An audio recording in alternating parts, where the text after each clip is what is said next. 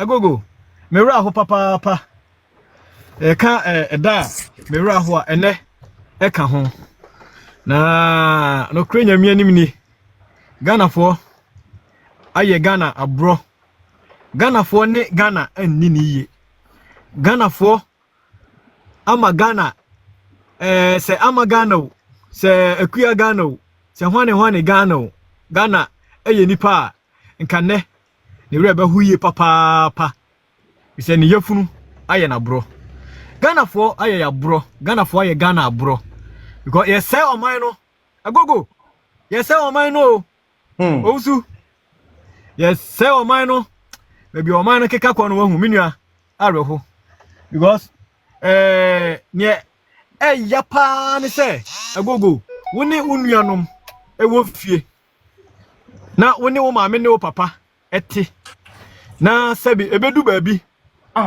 na ebetu ani na say abusuan no betu yani edi asi oba baako so atan nani ebi na ekọ no ne minim ni say nka omampani de obeya omampani a oman mu enipa nyina ye wo ma nipa bia owo oman mu bia ye wo ba wo fa ne say wo ba wodi ne esi na anu ne nra nyina gu achi na fe oba be ye ba tam papa te say ne na ado danko akufu ado na ado danko akufu ado metene so ana ma sori mi boni dia na ma bu mi mu ase woyema oman Ghana no na me nyini pi na mo me beto omampani kufu amamuo me beto ankrata amamuo me beto president John Dramani Mahama na mamuo edikan ena me beto masia beto na mamuo a etoso mienu yi na nokrenya mianim ni president aba abetwam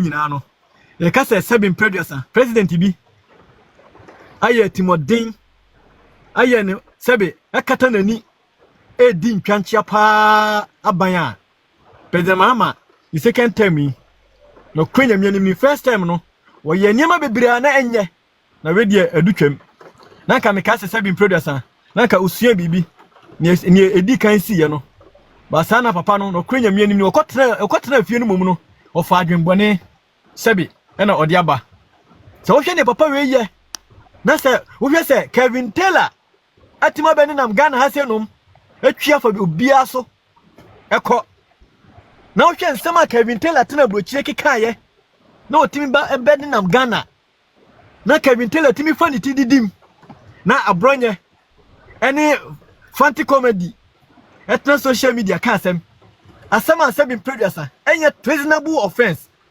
na yetimi keeping nipa no for almost 2 weeks now I signed in a call remand for the next week na mi hu se papa no ampa one ne IGP no umu ba say seven producer umu ba ma only NDC members na ni wura feel hu say e man kwa na odi wini ye no odi wini aba no na na danko akufu ado emma odi wini 2020 no kra no e do so che ne de ne bebre na ni man na odi wi ye no onya about less than 300,000 per ene odi ka ho odi wini ye na mum Ghana fo na me ka se Ghana fo aye Ghana bone papa omo di abufuo hye omo se omo nkoto aba no omo nti ena nne seven producer yehu ne yehu papa yi ba ye 8 months tini ne 9 months mu na wakoyi abusia yehu ade papa bia ye betuma ka se papa yi e ba ye wa ye na danko kufu ado ba ye less than 8 months ena o initialize aye free SHS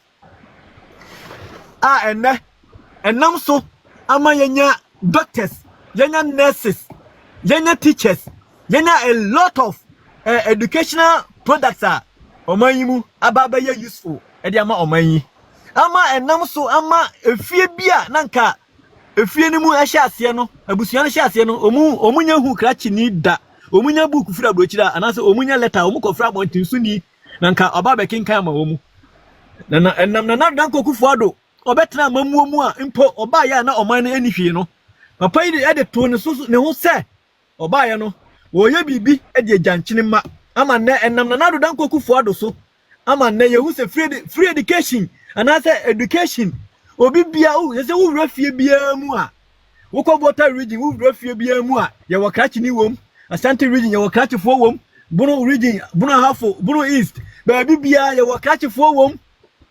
Minia, na at the end of Yahui. Almost 9 months more your way. Near Yabatiana said, Way Aquacaway, Yachino. Way to fear, Wakase, Yachino. Where you say Yachino. No, mom, there is nothing to show. Nothing, absolutely nothing to show. In fact, Araho, Nagana for, Ayaya bro. Nagana for fan ne, and in your cosi, and for 2 hofo. Because, ya say, Papa, and I say, Eja. Ebe wumma na obeyi ba ko se wedia me dono na wedia me chiri no na se wedia me tan no se Kevin Taylor ayeye na se na enye bone a nka abronya de na nka enye bone kra na so omampani ayi nani e dia ma IGP se bin predasa se yankum abronya o se yantwena boso nye ne den o na ne wura fi so se abronya ansana ogina so asema ogina so e kan ye wo kan ya chi ne neyi no eye onu ankasa ne party chairman ne second chairman ne party second chairman anti enama abronye ekoka ne wokan no party chairman no grandpo de went to the extreme say bin producer say bi anyado senka okokoto afenyo makinsa nka yebeya by elections woni krum na nipa we yetimi threaten obi life woni nam honom afane ho adi IGP mo hwe no mo se won ko because ono dia we superhuman nti upon ye wakan ni nyina no ne nsem na okan nka I think senka was a yet reasonable offense but that person is walking around walk freely and from and fan ho na mo se abronye gina asasem so e meki ono so ne reference dia IGP wo kwa akwache no tete nyawunu o seden IGP nka ba bia wumfie duru de offer I think say was nka woye bibi edigi wudin se ne dampare young boy yikura obaba yeye dampare tolerate a lot of nonsense na chance anyama we mu nyina dampare enyama bibre na esi dampare aban mu anase na pen so nanso so for the sake of peace say ebe remain na se ne be ya abusiafo na madawro ma mutimi nka de yati unka good dampare pen so na na do kwakufu ado pen so enema bebre koso a na eya se wo be hwe se bin producer obi de se Kevin Taylor ene na penfo e de papa wei 80 years plus ebe si ho ebe horo no ebe twe na bo so ebe ya no nema bi a woti bi a se be ensem bi wo kra na papa wei Kevin Taylor kan ya se be mintumi mfama no nka nanso so ye hwe no enne ya chi abronye adan a onu make reference of obia sebin producer and sebi anyado onu eko threaten afenyo markings NPP ye banu dania owo parliament ye banu dania owo parliament a wonye ni paketu obia keke wa threaten life say senka okoto no ho no ma nka sebin producer nka ombe by elections which means say simply say nka obekuno which means nka obekuno menu ana me ne wotie fidie so yi ekoka se obi bewu a friend say me menu afanti comedy ekoka say owuo na esi ye ndenka wasanka president Mahama na ewu no asembe na esi yakwachi no ye invite no echi no etumu ye remande no na ntia densi na sabin producer esene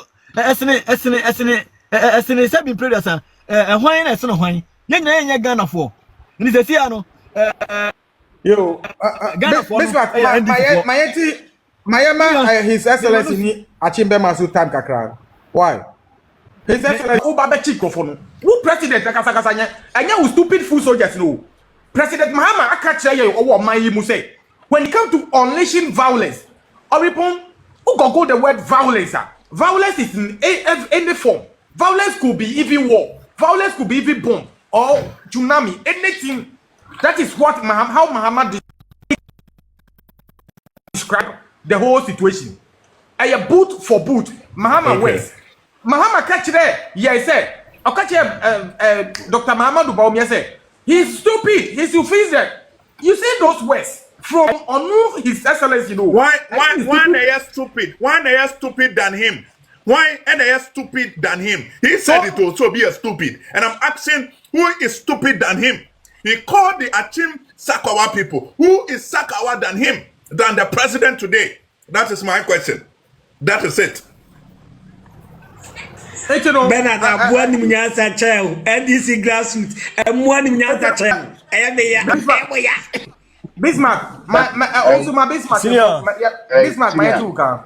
Agogo. Thank you. Thank you. Bismarck. Oh, my 1 second, Mr. Bishop Brimponsam, not my no Agasa. Obrimpo also called to be Fabronia. I will say because I feel I'm sorry. It's meaning that remind for 1 week on the 19th, and you didn't be back. ABM. Aye. So what the crime there? Oh, set no more charges. Like charges from the bond, and what it has not caused any harm or any crazy way. So the police and the state security now, I am my doing say, and the lawyers are after no markings, Freddie Brie. And we were having about 6 lawyers.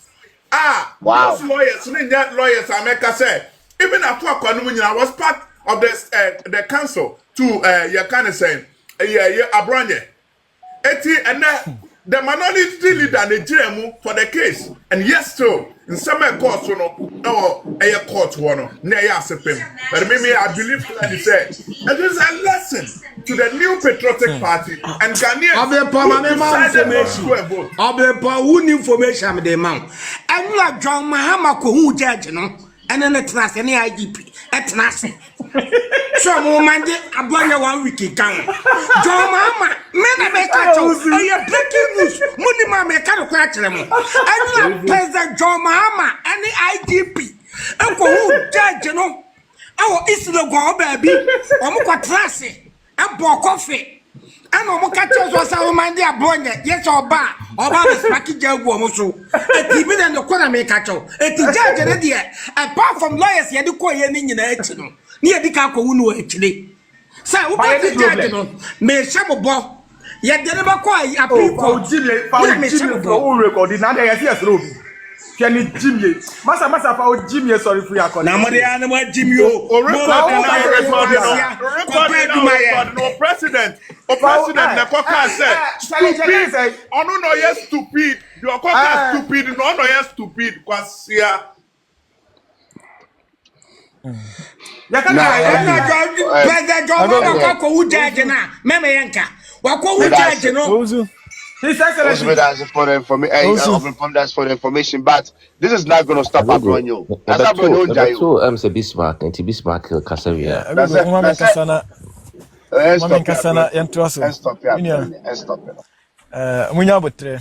Okay. Bismarck Kasa. Abusiafo me mamu nyina good evening. Me chia mo pa. Good evening. Na me mamu kukurudu nso so. Me yi se mo beje mo so se eshi rado. Me raho. Agogo, motemenka.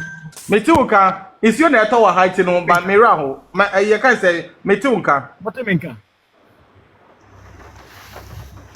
Agogo.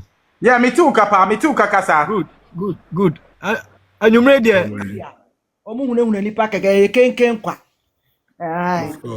Afie bia ye be firi Nyame wo ho. Ye mo akwa aba why? Ejoso mami. Ya pese wa aba anzo. Bro.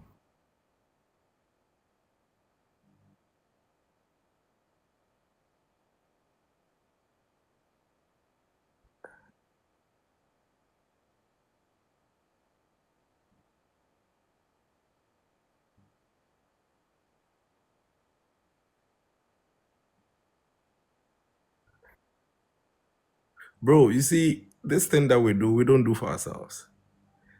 Listen, look at the number of people who are on live with you by this time. It's 10:51. Ask yourself, all these people with you now, what do they gain? What is in it for them? Should NPP come to power? What is it?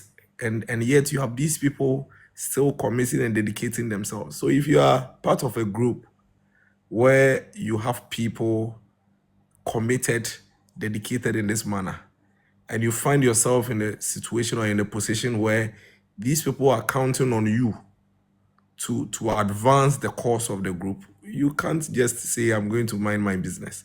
So for me, that is where it comes from, where I have been a polling station